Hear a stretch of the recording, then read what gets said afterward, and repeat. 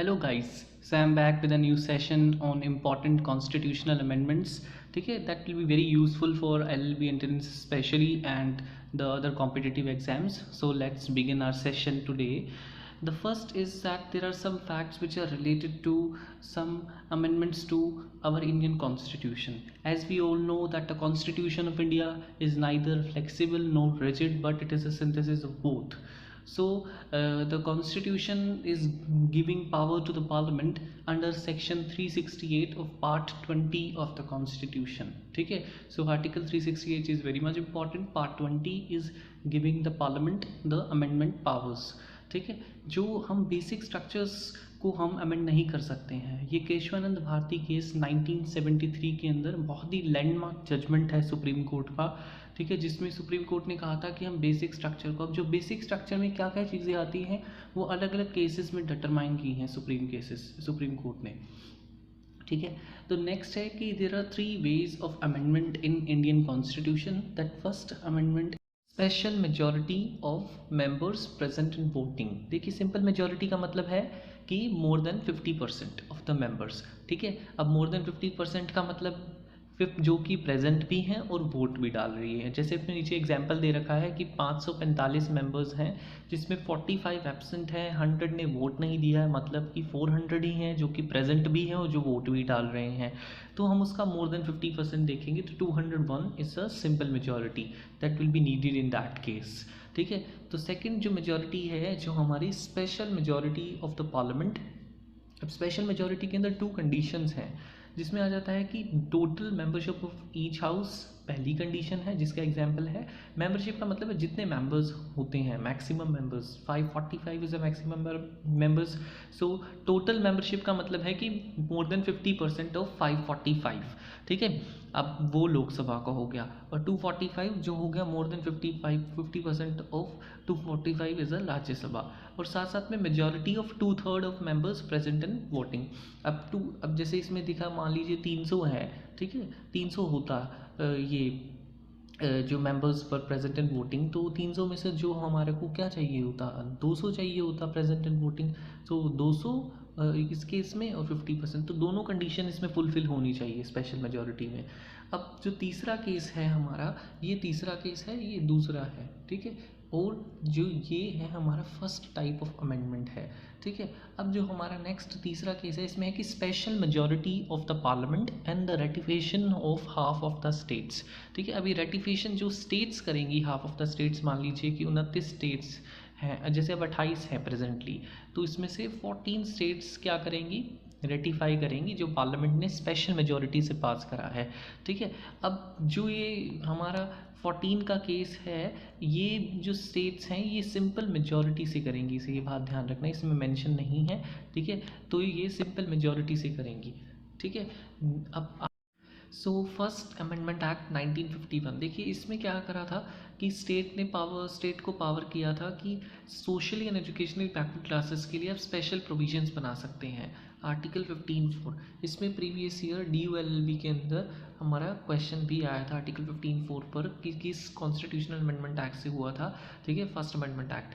The second is कि 9th schedule को add किया गया था। 9th शेड्यूल में कोई भी हम प्रोविज़न डालेंगे तो उसके ऊपर जुडिशियल रिव्यू नहीं हो सकता है, इसलिए उस लैंड रिफॉर्म्स को हमें प्रोटेक्ट करने के लिए कि उस चीज़ के लिए 9th शेड्यूल डाला गया था। इसमें 3 मोर रिस्ट्रिक्शंस ऐड की गई थी freedom of speech and expression पर अंडर आर्टिकल 19। ठीक है, जो हमारा है public order, friendly relations with foreign states and incitement to an offence. Next is 7th amendment act कि देखिए जो हमारा स्टेट रीऑर्गेनाइजेशन कमीशन था उसकी रिकमेंडेशंस को हमारे अब एक्सेप्ट कर लिया था। ठीक है, और हमने जो स्टेट रीऑर्गेनाइजेशन कमीशन की रिकमेंडेशंस थी कि जो स्टेट्स हैं उनको लिंग्विस्टिक बेसिस के ऊपर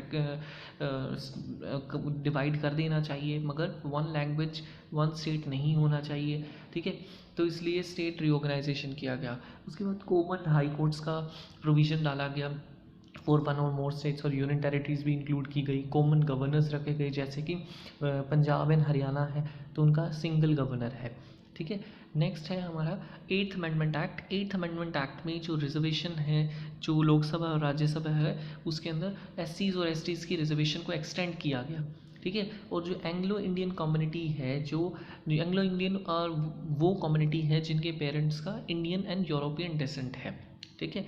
तो मतलब कि उनके पूर्वज जो हैं यूरोपियन भी हैं और इंडियन है, ठीक है। उनका स्पेशल रिप्रेजेंटेशन किया गया लोकसभा और स्टेट लेजिस्लेचर में, जैसे कि लोकसभा में 2 एंग्लो इंडियंस प्रेजेंटली हैं, ठीक है। और हर स्टेट लेजिस्लेटिव असेंबली में भी एक होता है, वो गवर्नर नॉमिनेट करता है if there is a lack of representation of Anglo Indians in that particular state, ठीक है। उसके बाद आ जाता है हमारा कि जो 9th अमेंडमेंट एक्ट, जिसके अंदर बैरीबरी यूनियन को पाकिस्तान को दे दिया गया था, ठीक है, in the Indo Pakistan agreement. तो नेक्स्ट है 24th अमेंडमेंट एक्ट ऑफ 1971।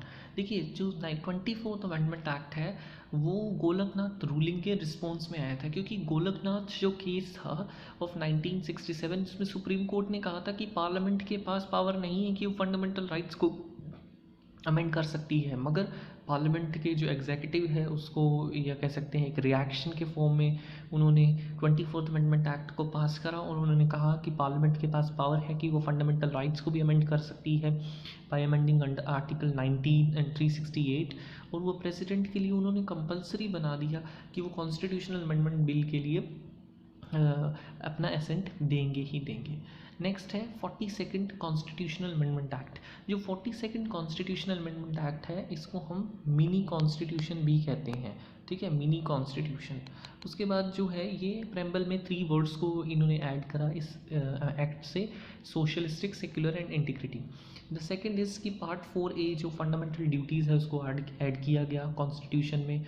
3 नए आर्टिकल्स को ऐड किया गया DPSP में, ठीक है, आर्टिकल 39A, 43A, 48A, ठीक है। अब 39A है free add and equal justice, ठीक है, और participation of workers in the management of industries, ठीक है।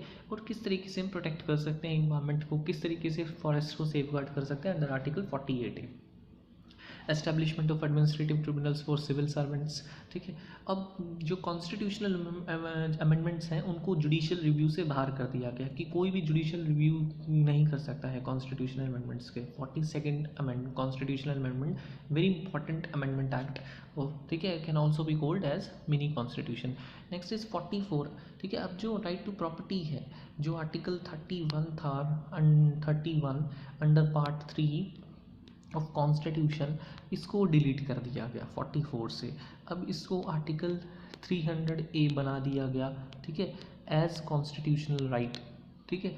अब कॉन्स्टिट्यूशनल राइट बना दिया गया, ठीक है। और क्यों बनाया गया? बिकॉज जो डेवलपमेंटल प्रोजेक्ट्स है उसके लिए कई बार जो प्राइवेट लैंड से रेजिडेंशियल एरिया बीच में आ जाते थे, तो people were not suppose to give the land to the government for the development projects. So government ने इस चीज़ को, प्रॉब्लम को सोल्व करने के लिए, लार्ज पब्लिक इंटरेस्ट के लिए इस लॉ को फंडामेंटल लिस्ट से हटा दिया, राइट को, ठीक है, और इसको कॉन्स्टिट्यूशनल राइट कह दिया।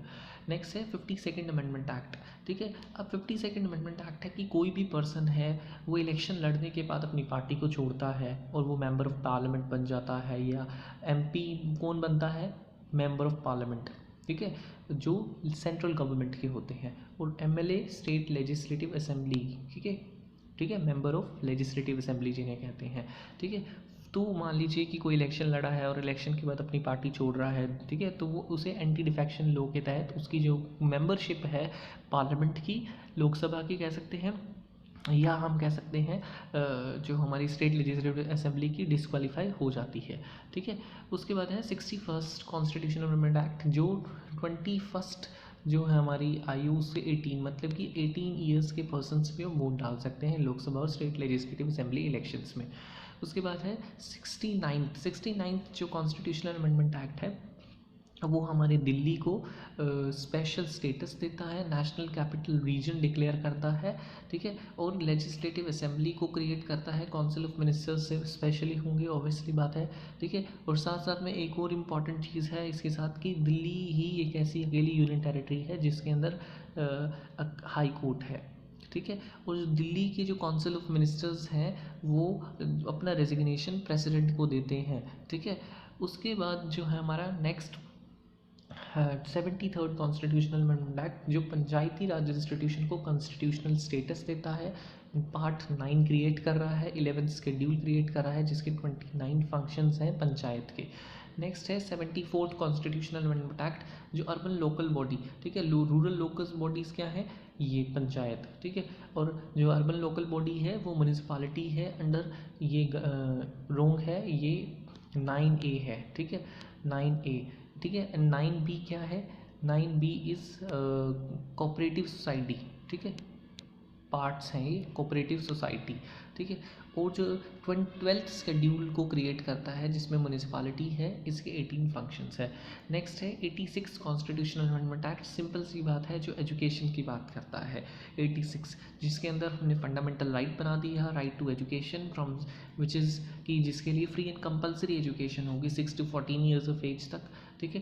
फंडामेंटल ड्यूटी क्रिएट कर दी कि education of child between the age of 6 and 14 years of age, ठीक है। अब DPSP के अंदर आर्टिकल 1445 बना दिया जिसके अंदर फ्री एंड कंपलसरी एजुकेशन का प्रावधान रखा गया 14 ईयर्स ऑफ एज तक। 89th अमेंडमेंट एक्ट जिसके अंदर हमने एक कंबाइंड कमीशन को छोड़कर, मतलब कि national commission for schedule caste and schedule tribe से हमने दो कमीशन में बांट दिया, national commission for schedule caste and national commission for schedule tribes. ये अंडर आर्टिकल 338, ये अंडर आर्टिकल 338A, ठीक है। तो 89th। नेक्स्ट है 99, ठीक है। 99 जो है एनजेक को फॉर्मेशन कर रहा है अंडर आर्टिकल 124A, ठीक है। अब इसके अंदर क्या है, अपॉइंटमेंट एंड ट्रांसफर ऑफ जजेस ऑफ हायर जुडिशरी, ठीक है, मगर इसको लेट डाउन सुप्रीम कोर्ट ने स्ट्रक डाउन कर दिया, ठीक है, अनकॉन्स्टिट्यूशनल एंड वॉइड डिक्लेयर कर दिया। नेक्स्ट है 100 कॉन्स्टिट्यूशनल अमेंडमेंट एक्ट जिसके अंडर हमने लैंड बाउंड्री एग्रीमेंट के अंदर बांग्लादेश और इंडिया ने एक दूसरे से सर्टेन एरियाज एनक्लेव्स एक्सचेंज करे थे, ठीक है, एनक्लेव्स भी कह सकते हैं इसको। उसके बाद 101st कॉन्स्टिट्यूशनल अमेंडमेंट एक्ट जो इसने GST इंट्रोड्यूस करा और 1 जुलाई 2017 is very important. 102nd constitutional amendment act जो है वो NCBC को भी कॉन्स्टिट्यूशनल बॉडी बना रहा है अंडर 338B, ठीक है। तो 338 जो था वो हमारा SCs का था, 338A किसका था, STs का, और ये हमारा जो है बैकवर्ड क्लासेस, ठीक है। उसके बाद आ जाता है 103rd constitutional amendment act of 2019 जिसके अंदर रिजर्वेशन किया गया EWS कम्युनिटी का। EWS का मतलब कि जो जनरल कैटेगरी के अंदर जो इकोनॉमिकली वीक है, ठीक है। और ये किस लिए किया गया, directive principle of state policy. Article 46 क्या कहता है, promotion of educational and economic interest of schedule caste, schedule tribes and others also. Others को इम्प्लीमेंट करने के लिए आर्टिकल 46 है। साथ साथ में जो 15(6) है आर्टिकल और 16(6) ये भी आ सकता है क्वेश्चन की 15(6) और 16(6) किस अमेंडमेंट एक्ट से, 103rd अमेंडमेंट एक्ट से, ठीक है। उसके बाद 104th अमेंडमेंट एक्ट कि जिसके अंदर SC और STs की जो रिजर्वेशन ऑफ की सीट्स हैं लोकसभा और स्टेट असेंबली में उसको एक्सटेंड कर दिया है, ठीक है। तो thank you for watching this video, and if you really like my video then please like this and do comment in the comment section, and if you have any suggestion for the channel and please do comment, and thanks for watching.